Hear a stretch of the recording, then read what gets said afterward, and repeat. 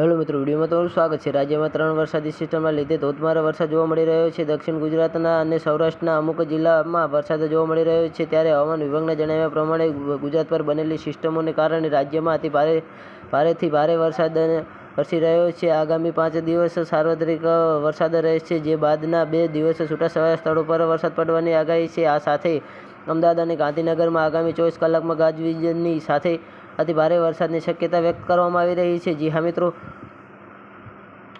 અમદાવાદ હવામાન વિભાગના director A.K. દાસના જણાવ્યા પ્રમાણે અમદાવાદ અને ગાંધીનગરમાં આગામી 24 કલાકમાં ગાજવીજની સાથે અતિ ભારે વરસાદની આગાહી કરવામાં આવી રહી છે। જી હા મિત્રો, 17મી તારીખના હવામાન મેપ પ્રમાણે આજે દ્વારકા, પોરબંદર, જૂનાગઢ, રાજકોટ, પંચમહાલ, વલસાડ, નવસારી, સુરત, દમણ અને દાદરા નગર હવેલીમાં ઓરેન્જ એલર્ટ આપવામાં આવી રહ્યું છે। આ ઉપરાંતના તમામ જિલ્લાઓમાં યલો એલર્ટ આપવામાં આવ્યો છે।